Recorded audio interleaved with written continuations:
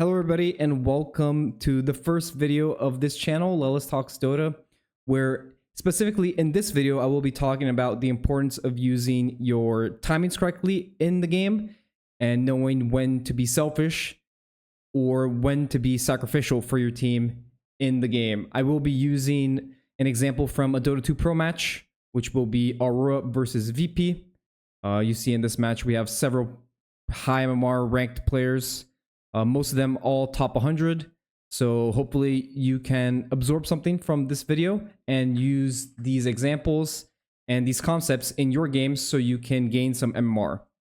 I will be doing other videos explaining other concepts and giving you guys some tips and tricks of how you can improve as a player and gain MMR. And so let's jump right into it. I kind of want to start first with the wisdom timing. Which is a very common timing in the game. You see this a lot in pro play, where you want to contest the wisdom shrine at 7 minutes because it gives you a really big edge, right? The difference between you getting the double wisdom and you just drawing the wisdom is just massive, especially for the timings on your support heroes. In this game specifically, Aurora will get the rune at 6 minutes. The Ember will get the shield rune. They have both supports checking the rune. And VP, they choose not to contest the rune and go for some Ursa kill, which, you know, choices. But the main point I want to get to is that Ember having the rune, he knows that his potential, his timing right now is that he is level 6, he has his ultimate, and he has the rune. So he definitely wants to oppress the enemy. He wants to gain some sort of advantage on the map, either between a kill or oppressing an enemy on the wave, stealing a stack, whatever it is. The most convenient for him right now is being able to post up for the wisdom rune. And that plan kind of changes really fast when he sees that Radiant is diving them under the tier 1. So he will start strafing over, and it's very important for him to do this because he's already in position to be able to walk over here to contest the wisdom, but mainly his main focus is to not let the Ursa get dove and die. Fortunately for Ursa, he gets the stampede off with the Centaur in the bottom lane. Ember doesn't really manage to get to the wisdom rune at 7 minutes, but the idea was there, right? And he still kind of straights over. It's 650. He probably won't make it in time. So he's still going over, and he still will change his mind at the last second, right? Centaur coming for the wisdom at 7. They recognize that the storm is coming and Gyro is contesting. Ember uses his TP because he won't really make it in time. Hoodwink also uses his TP, so they double TP. Even though TPs are long, they do want to contest the wisdom, right? Because they were going to lose both wisdoms if they don't come here. So he contests the wisdom with the rune, right? The enemy cannot fight him. It would look a lot different if Storm had the rune here, right? He probably could have been uncontestable here. Let's say he has a shield or a Diddy. He might just not die here and be able to tank all the spells. But the main focus of what I want to talk about is mainly Centaur, right? He comes here, contests the wisdom. Now he finishes his Dom, which basically is an item that helps him farm faster, right? This is what basically this item is doing. It gives him a little bit more armor so he can tank creeps. He can use double edge to farm, and he can also drag creep waves with this item so he can farm faster. He can drag them into the camps while he farms with retaliate. And it's also an item that helps him open the tier 1 tower. And now we will see the Centaur being very selfish, right? Let's say quote unquote selfish, which is he will just sit in his lane and he will not really do anything. He will only press his ult to help his team.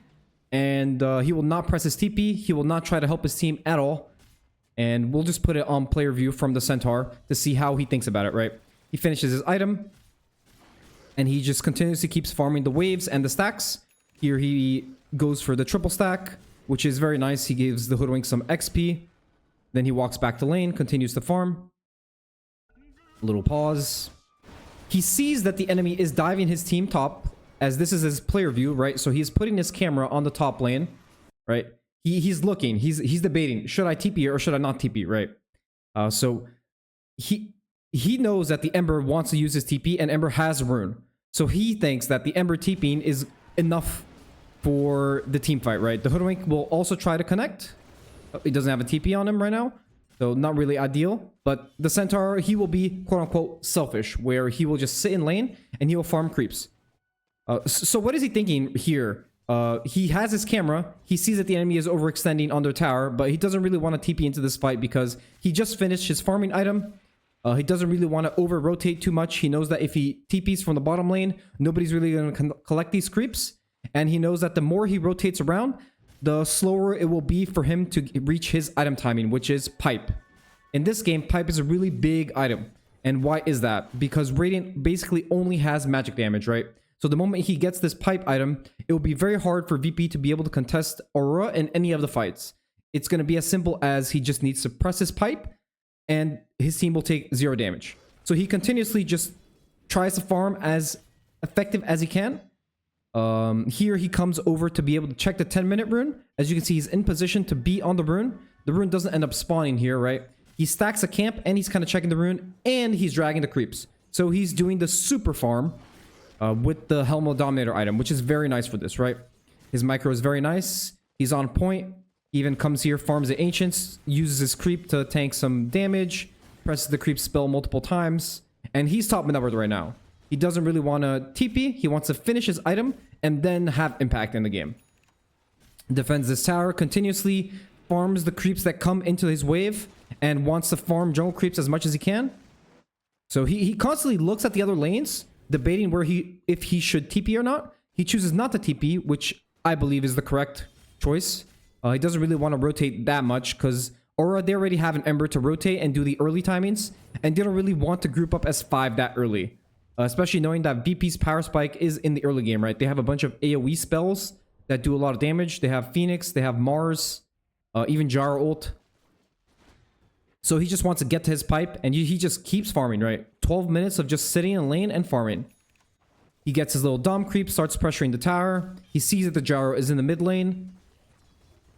And he's just going to take this tower with probably 1 wave, right? With the little creep. The Mars TPs to defend. Doesn't really want to lose this tower. He also wants to collect the creeps. And Centaur, he just stays here, right? He's not moving.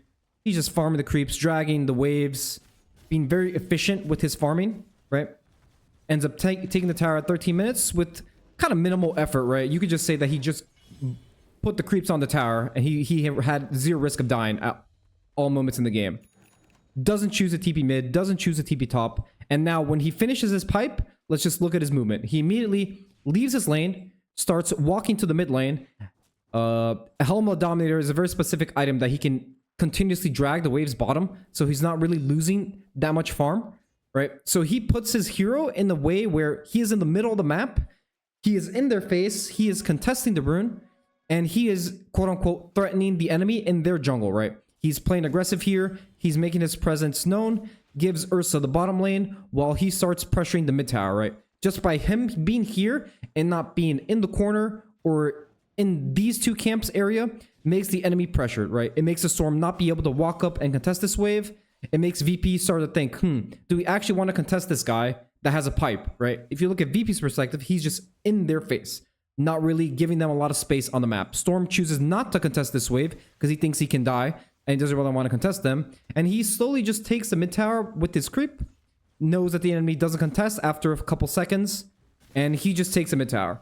So it might not look like a lot what he's doing, but he's basically using his timing in his favor in a really nice manner, right? You might not see that the gold lead is changing that much, but just the fact that he leaves this area and comes over here makes a lot of space for Ursa, right? Ursa gets to farm these camps kind of safely because the Centaur is in an area that it's kind of blocking the enemy from walking over. If the enemy walks over, they will run into a Centaur, which can't really die unless they have 5 heroes, right? Even with 5 heroes, you could just argue that he can just get away with the disruption into Stampede.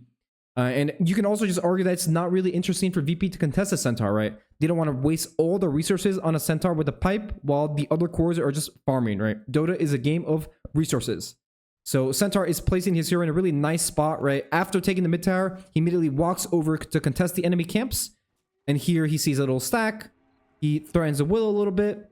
Maybe this could have become a kill, right? Maybe the SD ends up disrupting this guy faster and it becomes a kill. He drags another wave in the top lane. Recognizes that mid is coming up. He wants to collect the mid wave. He ends up collecting the top wave as well. And he doesn't really use his TP to react that much, right? He's making his presence known in the mid lane, being a very hard hero to kill, kind of alleviating pressure from the siege wave as well. He drags this siege wave to the mid wave, so you see 2 sieges here. And he's checking the rune. He ends up using his TP here because he sees a really good opportunity to have impact in the game, right? He sees that the Gyro is here, and he thinks he's kind of alone. He wants to come here, and if there's a team fight, he's ready here with pipe.